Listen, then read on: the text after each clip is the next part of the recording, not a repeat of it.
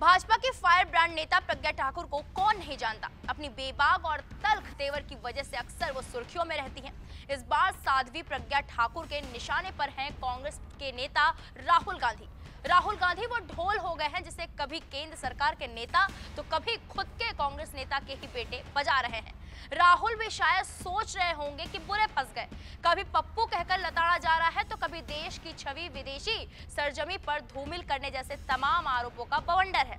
उपराष्ट्रपति तक भी राहुल के माइक बंद वाले बयान पर बिना नाम लिए राहुल को फटकार चुके हैं। जिसके बाद कांग्रेस के राष्ट्रीय महासचिव और कम्युनिकेशन प्रभारी जयराम रमेश ने देश के सम्मानित पद पर विराजमान जगदीप धनखड़ को सभापति किसे कहते हैं इसकी एक क्लास दे दी। जयराम ने कहा, राज्यसभा का चेयर अंपायर होता है, सत्ता पक्ष का चेयर लीडर नहीं।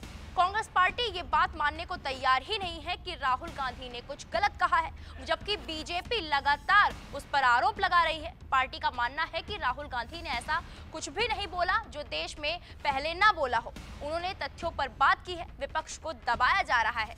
जयराम रमेश ने कहा कि पिछले 2 हफ्ते में ही संसद में अपनी आवाज दबाने का विरोध करने के लिए 12 से अधिक विपक्षी सांसदों को विशेषाधिकार हनन के नोटिस दिए गए हैं। अब इसी बयान पर एक बार फिर सियासत गर्मा गई है और चिंगारी दी है प्रज्ञा ठाकुर ने।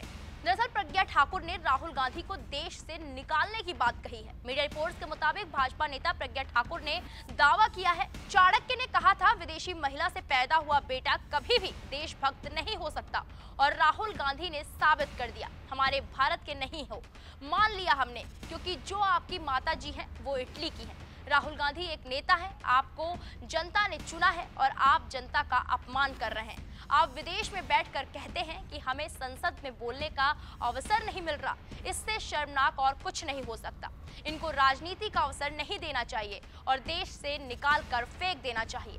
प्रज्ञा ठाकुर के इस बयान पर कांग्रेस पार्टी ने पलटवार किया है। कांग्रेस का कहना है, ऐसा पहली बार नहीं है कि वो इस तरह के बयान दे रही हो। वो इससे पहले महात्मा गांधी के लिए भी अपशब्दों का इस्तेमाल कर चुकी है। कांग्रेस ने पलटवार करते हुए कहा कि प्रज्ञा ठाकुर मानसिक रूप से विक्षिप्त है, गोडसे की उपासक है। वो महात्मा गांधी और शहीद हेमंत करकरे के बारे में भी अपशब्द बोल चुकी है।